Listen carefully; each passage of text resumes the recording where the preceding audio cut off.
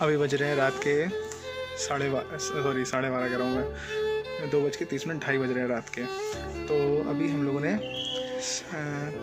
बेंगलोर से चेकआउट कर दिया है होटल से, और अभी हमने इधर बेंगलोर बस स्टैंड से, सैटेलाइट बस स्टैंड से बेंगलोर टू सेलम बस कर लिया है। सेलम से मदुरई जाएंगे, मदुरई से कोयम्बटूर। ठीक है।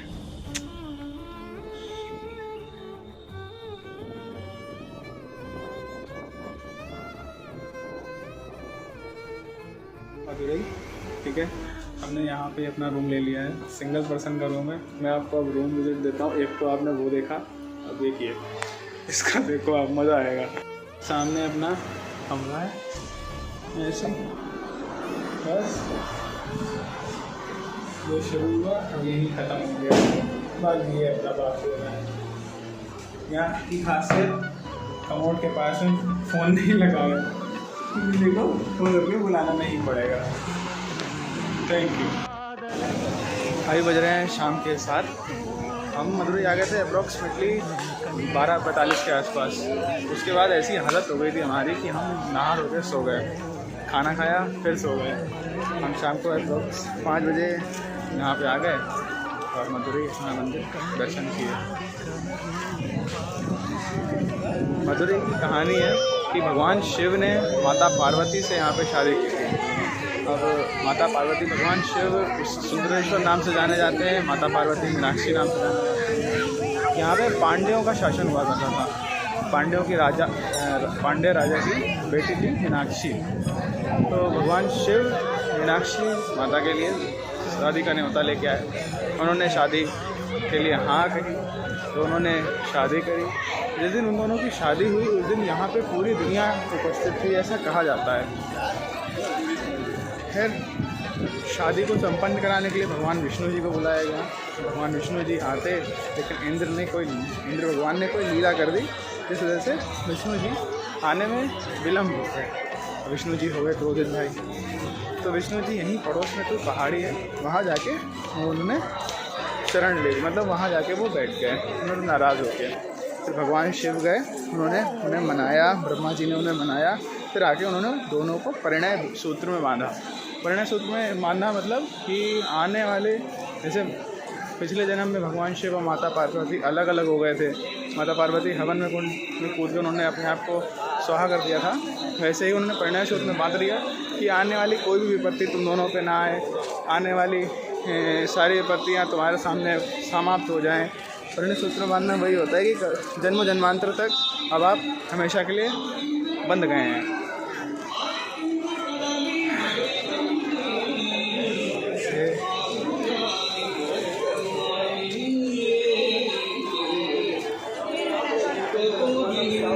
अभी जब हम मंदिर के अंदर थे तो पूरे मंदिर में वो क्लासिकल जो थाप होती है ना, ढोल वाली, और वो सब बज रही थी। वो सुन के इतना मस्त लग रहा था कि मतलब आपको वहाँ से हिलने की इच्छा नहीं होगी। मैं 5 बजे मंदिर में गया, कब 7, 7:30 बज गया समझ ही नहीं आया।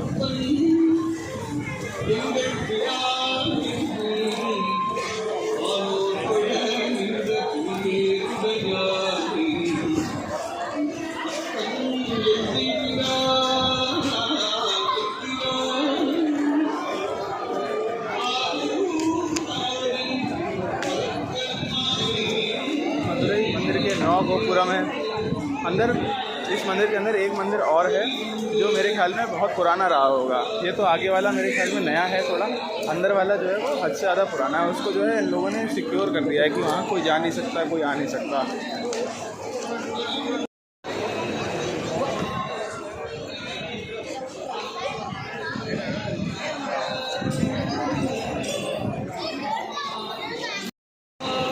मंदिर इतना विशाल और इतना सुंदर है कि किसी का भी मन मोह ले। फिलहाल हम यहाँ ढूंढ रहे हैं, आज दोपहर में जैसा हमने खाना खाया था वैसे ही कुछ खाने की जगह मिल जाए। गजब था भाई साहब।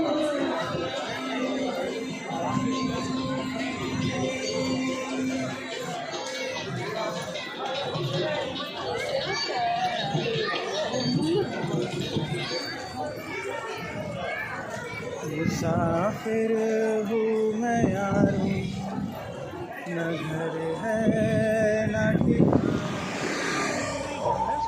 नमस्कार, किसे कर रहा हूँ मैं तो खुद से ही कर रहा हूँ काली में। अच्छा, अभी हम हैं रामेश्वरम में। रामेश्वरम वो है स्थान है जहाँ भगवान श्री राम ने रावण का वध करने के बाद जब वो लंका से लौट रहे थे तो यहाँ पे रुक करके जहाँ उन्होंने अपना वो बांधा था, क्या कहते हैं, पुल, वहाँ रुक करके भगवान शिव की आराधना करी और ब्रह्म हत्या से मुक्ति पाई। कि रावण एक ब्राह्मण थे और उनकी हत्या करके, मतलब उनका वध करके उनको ब्राह्मण हत्या का जो पाप था वो लग गया था। तो ये वह स्थान है जहाँ भगवान शिव स्वयं आए थे, जिन्हें हनुमान जी लेके आए थे ऐसा कहा जाता है। वो स्थान है जहाँ पे भगवान श्री राम ने अपने उस पाप से मुक्ति पाई थी। कैसे मुक्ति पाई थी कि भगवान शिव, माँ सीता, उनके भाई लक्ष्मण, वह तीनों लोग अपनी सेना के साथ यहाँ रुके पुष्पक विमान से। वहाँ पे यहाँ से थोड़ी दूर पे धनुष कोटी है, तो माँ सीता को वहाँ पे लगी प्यास समुद्र के बीचों बीच में। तो भगवान श्री राम ने निकाला बाण, दे मारा ज़मीन से, तो बीच समुद्र के वहाँ पे मीठा पानी आता है। ये मैं तब बता रहा था जब मैं 9th क्लास में आया था, तो मैंने ये सब यहाँ पे अनुभव किया था। तो अभी 9th क्लास को बीते हुए 3, 3, 6, 3, 9 मेरे ख्याल में 10 साल हो गए होंगे। और मेरे ठीक सामने अभी रामेश्वरम ज्योतिर्लिंग का एक गोपुरम दिख रहा है। देखो, मस्ती वगैरह सब एक तरफ, लेकिन जब आस्था की बात आती है तो उससे बढ़ के कुछ नहीं। तो भगवान श्री राम ने यहाँ पे जितने दिन वह रुके, उन्होंने एक ज्योतिर्लिंग पर दिन स्थापित किया हर रोज़। तो अभी अंदर बहुत सारे ज्योतिर्लिंग, लेकिन जब वह स्थापित कर रहे तो भगवान जो हमारे हनुमान जी थे वो तो क्या कहते हैं ना, श्री राम जी की भक्ति में सबसे आगे रहते हैं। तो वो बोले कि भगवान शिव जी को बुला रहे हैं, शिव जी आ नहीं रहे हैं। तो हनुमान जी उठे और कैलाश जाके भगवान जी शिव जी से कहते कैसा है, चलो भाई हमारे साथ, श्री राम जी बुलाए हैं। तो भगवान शिव अपने आप को एक ज्योतिर्लिंग में समाहित करते हैं और हनुमान जी को देते हैं कि ये अपने साथ ले जाओ और इसे वहाँ स्थापित कर दो। तो अभी जो अंदर ज्योतिर्लिंग स्थापित है ये, अच्छा, इसकी ये अभी तक स्थापित क्यों है, इसकी वजह ये भी है कि अभी तक यहाँ पे, मतलब ये हमारे सौभाग्य की बात है कि दक्षिण भारत तक कोई भी मुग़ल शासक पहुँच नहीं पाया। तो हम लोगों ने उसे वहीं पे निपटा दिया उत्तर भारत में। इस वजह से ये यहाँ तक मुग़ल शासक पहुँच नहीं पाए यहाँ, इसलिए यहाँ इस जगह की अभी तक जो काबिलियत है, खासियत है, वह अभी तक सही सलामत है। नहीं तो हमारे काशी पे कितने हमले हुए, सोमनाथ पे कितने हमले हुए, वह सब उत्तर भारत वालों ने झेल लिए। उत्तर भारत वालों ने इतनी नाक में दम कर दिया कि उनकी हिम्मतें नहीं पड़ी, साले नीचे बढ़ जाए। फिलहाल अब आ गया है समय दर्शन का, आप भी करिए, हम भी करते हैं। अभी हमारे सामने 12 ज्योतिर्लिंगों में से एक रामेश्वरम का ज्योतिर्लिंग, 9वां ज्योतिर्लिंग है ये, और ये इकलौता ज्योतिर्लिंग है जिसके मैं दूसरी बार दर्शन करूँगा। मेरे गूज़बम्स आ रहे हैं।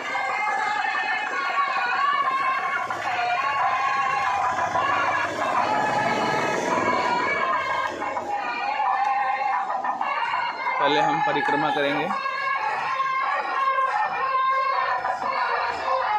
फिर उसके बाद दर्शन के इंतज़ार करेंगे। पहले जब भारत में जाति व्यवस्था नहीं थी तब हिंदू समाज 2 भागों में विभाजित था। पहला शैव, दूसरे वैष्णव। शैव जो थे वो शिव को मानते थे, वैष्णव जो थे वो विष्णु को मानते थे।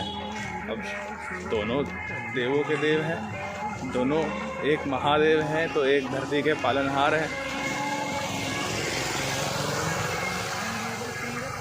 तो जो दोनों के मानने वाले थे वो आपस में लड़ते भिड़ते रहते थे। तो हम लोगों को ये सीख, ये कहते हैं ना, कहीं पे हम देखते हैं कि श्री राम भगवान विष्णु की पूजा कर रहे हैं, कहीं पे हम देख रहे हैं कि भगवान विष्णु श्री राम की आराधना कर रहे हैं, मतलब भगवान विष्णु शिव की आराधना कर रहे हैं। तो इन सब की वजह से वो चीज़ शैव और वैष्णव को आपस में विभाजित करने से रोकती थी। वो उन दोनों को बताती थी कि शैव और वैष्णव एक ही हैं, दोनों को मानने वाले एक हैं और दोनों अलग अलग नहीं हैं। फिलहाल ये जो आप गोपुरम देख रहे हो ना, मेरे को अभी ध्यान आया, पहले ये गोपुरम यहाँ नहीं हुआ करते थे। ये गोपुरम अभी बनाए गए हैं, क्योंकि अंदर के जो गोपुरम है पहले वो बाहर थे जब मैं आया था। ये सब दीवारें अभी बनी हैं, ये सब अभी रोड भी अभी बनी है, मतलब अभी जल्दी में 10 साल के अंदर अंदर हुआ है जो कुछ हुआ है। पहले जो अंदर वाले गोपुरम थे वही वाले मेन थे। मेरे पास अभी भी शायद फ़ोटो होगा, तो हम लोगों का जो फ़ोटो है पूरी फैमिली का वो अंदर वाले गोपुरम के साथ है।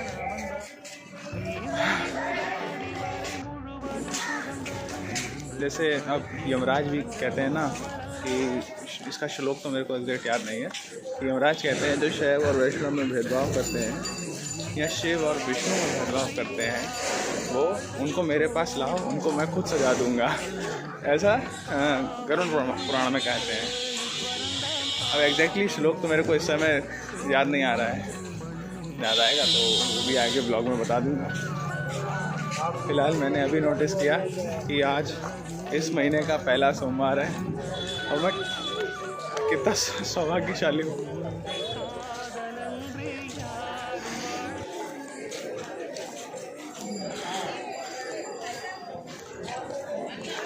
अरे रोना आने लगेगा।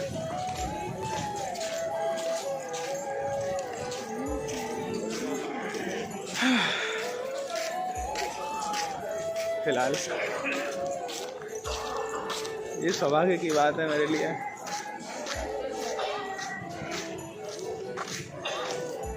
लोग 12 ज्योतिर्लिंग पूरे नहीं कर पाते हैं। मेरा इतने सारे ज्योतिर्लिंग होने के बावजूद एक ज्योतिर्लिंग होना जिसकी मेरी बड़ी इच्छा थी, उसको दोबारा कर रहा हूँ। ये देख, ये गोपुरम पहले बाहर था, ये दीवार जो पीछे है ये अभी ताजी बनी है पूरी की पूरी। ये पीछे पूरी लाइन में दर्शन के लिए आराम से लगाऊंगा लाइन।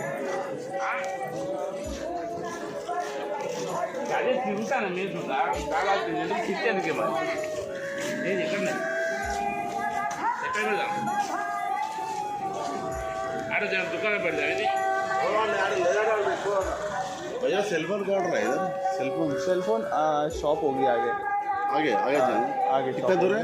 मेरे ख्याल से 100 मीटर होगा यहाँ से, 100 मीटर इधर जाना। हाँ जी हाँ जी।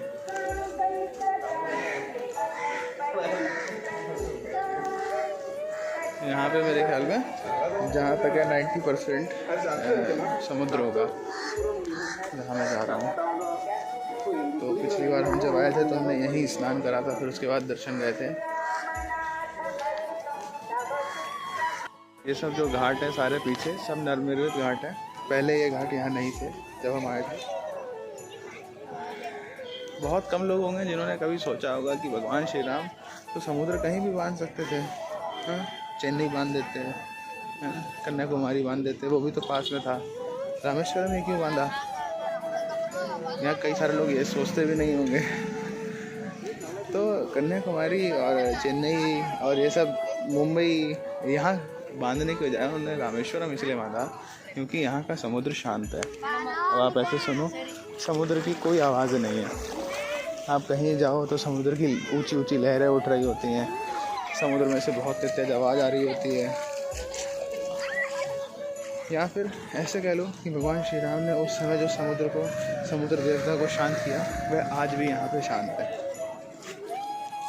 अब ये एक विषय की बात है कि अभी तक यहाँ लहरें क्यों नहीं उठती हैं, यहीं क्यों लहरें नहीं उठती हैं। पूरे संसार में सारे समुद्र उफान लेते हैं, ज्वार भाटा आता है, यहाँ कोई कुछ नहीं होता। यहाँ जैसे नॉर्मल जैसे ऐसा रहता है जैसे तालाब जैसा हो। चाहे आप ये शोर ले लो समुद्र का जहाँ ज्योतिर्लिंग स्थापित है, चाहे आप वो ले लो जहाँ धनुषकोटि है, चाहे आप वो ले लो जहाँ राम सेतु है, सारा समुद्र एकदम शांत है।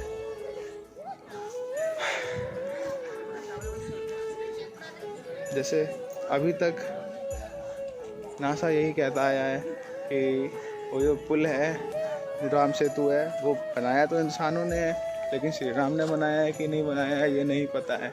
वो कहते हैं एडम्स ब्रिज है। ये मतलब साइंस से सब अलग ही चीज़ें हैं।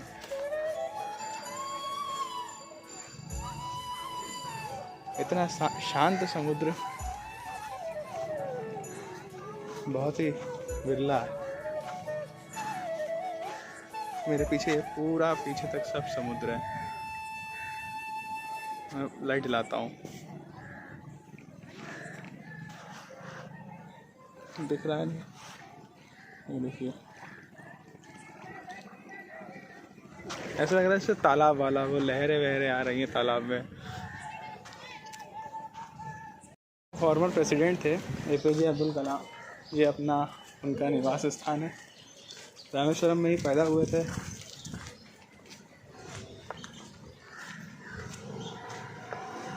हाउस ऑफ कलाम,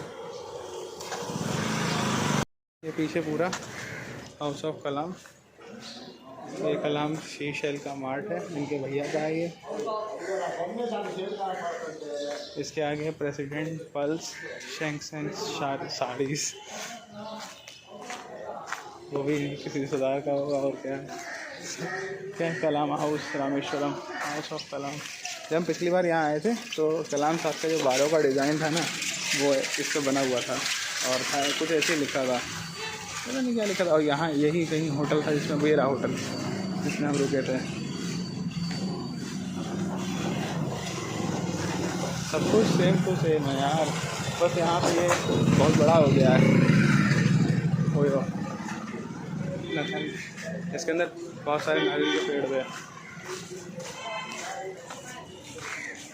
अरे ये भी बहुत बड़ा मतलब काउंटर बना लिया इसमें।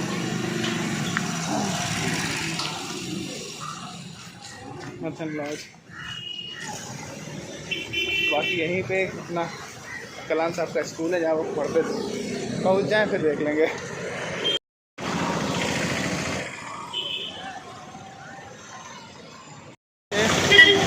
कलाम साहब का स्कूल है और यहीं कहीं पे आगे केंद्रीय विद्यालय भी है। तो पिछली बार आए थे तो केंद्रीय विद्यालय था यहाँ पे। उस पर कहाँ आगे ही था कहीं। फिलहाल ये कलाम साहब का स्कूल, कलाम साहब बने हुए हैं, ब्रांडिंग कर दी है कलाम साहब की। केंद्रीय विद्यालय कहाँ गया यार?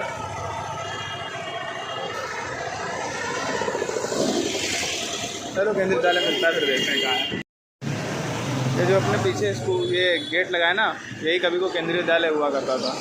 अभी ये यहाँ से इन्होंने यहाँ से क्लोज होके कहीं दूर आगे हो गया है, वो बड़ा हो गया। मतलब ये बहुत छोटा था, हम जब छोटे थे तो यहाँ आए थे, हमने फ़ोटो भी क्लिक कराया था। अभी हमने पूछा भी कि यही था ना केंद्रीय विद्यालय, तो बोले हाँ सर यही था। नहीं, थोड़ा सा साउथ इंडियन टच में, तो यही था करके उन्होंने बोला यही था। तो अब आगे चला गया, यहाँ से लगभग 6-7 किलोमीटर आगे, तो वहाँ जाएगा कौन? अब मैं जाऊँगा बस। उसको निकलोगा मैं मत दूर आई।